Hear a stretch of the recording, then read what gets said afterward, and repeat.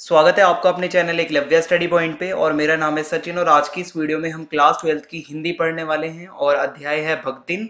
और इसमें जो फर्स्ट टर्म में आपके एमसीक्यू आने वाले हैं वो मैं आपको इंपॉर्टेंट काफ़ी ज़्यादा जो है करवाने वाला हूँ, तो वीडियो को आपको एंड तक देखना है ताकि आपको सब कुछ अच्छे से समझ आ जाए।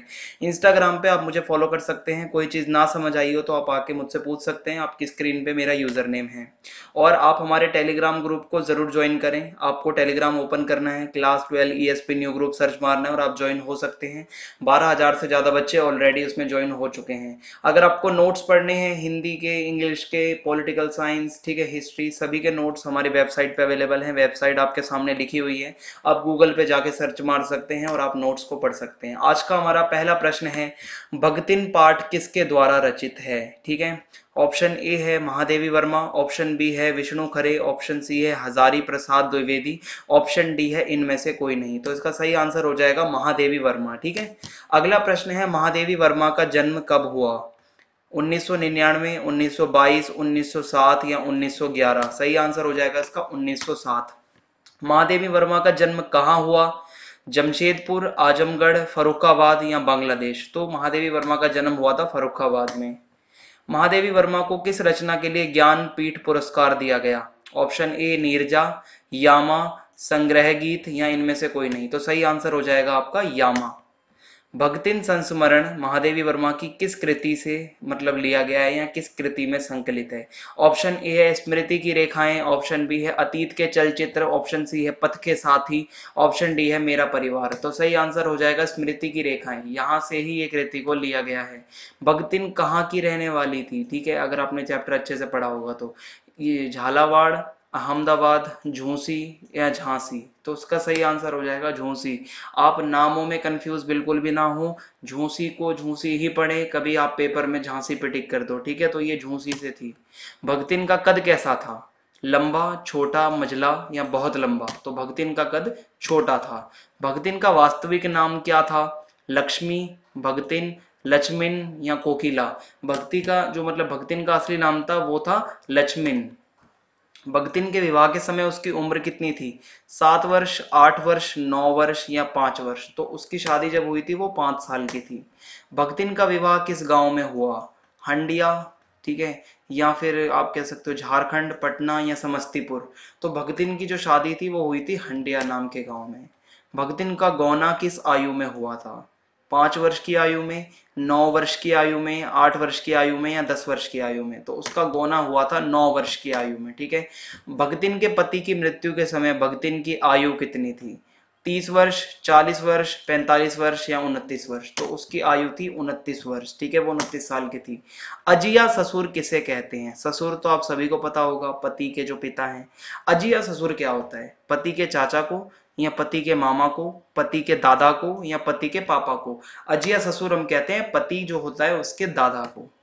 सेवक धर्म में भगतिन किससे स्पर्धा करने वाली थी? ठीक है, राम से, हनुमान से, लक्ष्मण से? ये थोड़ा सा टाइपिंग मिस्टेक है, लक्ष्मण पढ़िएगा इसको, लक्ष्मण से या विभीषण से? तो सेवक धर्म की बात करें तो भगतिन हनुमान से पूरी स्पर्धा करती थी। जिस प्रकार हनुमान जी श्री राम की भक्ति करते हैं, सेवक धर्म निभाते हैं, वैसे ही जो यहाँ पे भगतिन है वो भी अपनी जो मतलब उनकी जो मालकिन है, ठीक है, जो लेखिका है, उनकी पूरी अच्छे से सेवा करती थी। भगतिन के आने के बाद लेखिका स्वयं को क्या मानने लगी? ऑप्शन ए शहरी, ऑप्शन बी अधिक देहाती, ऑप्शन सी अर्ध शहरी या इनमें से कोई नहीं? तो भगतिन के आने के बाद लेखिका खुद को अधिक देहाती मानने लगी, क्योंकि जो वो भगतिन थी वो देहाती मतलब में ही ज्यादातर बोलती थी। भगतिन किससे डरती थी? ऑप्शन ए लेखिका से, ऑप्शन बी रसोई से, ऑप्शन सी कार्यालय से या ऑप्शन डी है कारागार से? तो भगतिन डरती थी कारागार से। भगतिन की जिठानियां बैठकर कैसी चर्चा करती थी? ठीक है, धर्म चर्चा, लोक चर्चा, नीति चर्चा या अनीति चर्चा? तो उसकी जिठानियां करती थी भाई लोक चर्चा, लोगों के बारे में बातें करना, ठीक है, गप्पे मारना। भक्तिन अपने पति को क्या कहकर स्मरण करती हैं? नाथ, स्वामी, जवान या बुढ़ऊ? तो भक्तिन कहती थी अपने पति को बुढ़ऊ कह के वो एक तरीके से उनको स्मरण करती थी। भक्तिन बिना पढ़े ही पढ़ने वालों की क्या बन गई? गुरु, शिष्य, चेली या इनमें से कोई नहीं? तो वो गुरु बन गई बिना पढ़े ही। ठीक है, भक्तिन लेखिका को कैसी चाय देती थी? अदरक की चाय, तुलसी की चाय, दालचीनी की चाय या इलायची की चाय? तो भगतिन जो है वो तुलसी की चाय बनाकर लेखिका को देती थी। भगतिन की कितनी बेटियां थी? 4 बेटियां, 5 बेटियां, 6 बेटियां या 3 बेटियां? तो भगतिन की 3 बेटियां थी कुल। महादेवी वर्मा का निधन कहाँ हुआ? बनारस, इलाहाबाद, पटना या बिहार? तो महादेवी वर्मा का जो निधन था वो इलाहाबाद में हुआ था। महादेवी वर्मा का निधन कब हुआ था? 1983 में या 1987, 1999 या 2000 में? तो उनका जो निधन था वो सन 1987 में हुआ था। महादेवी वर्मा ने लक्ष्मण का नाम भगतिन क्या देखकर रखा? कंठी माला देखकर उसकी, या भक्ति देखकर, या वेशभूषा देखकर, या इनमें से कोई नहीं? ठीक है, तो उसने जो है इसका नाम उसकी कंठी माला को देखकर रखा था। ठीक है। भगतिन की आंखें कैसी थी? बड़ी, छोटी, भूरी, या इनमें से कोई नहीं? तो भगतिन की आंखें थी छोटी। तीन तीन कमाऊ वीरों की विधात्री बनकर, मचिया के ऊपर पुरखिन बनकर कौन विराजमान थी?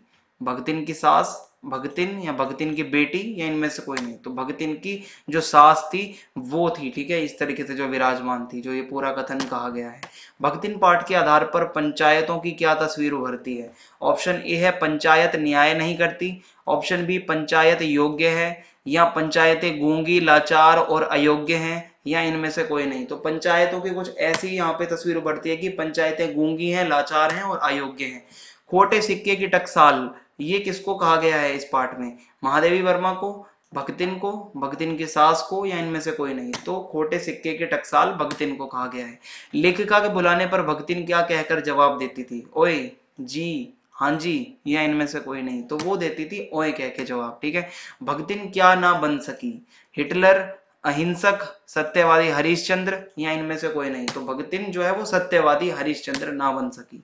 भगतिन के हरे भरे मोटे ताजी गाय भैंस, ठीक है, हरे भरे खेत, मोटी ताजी गाय भैंस और फलों से लदे उसके पेड़ देखकर किसके मुंह में पानी आ जाता था?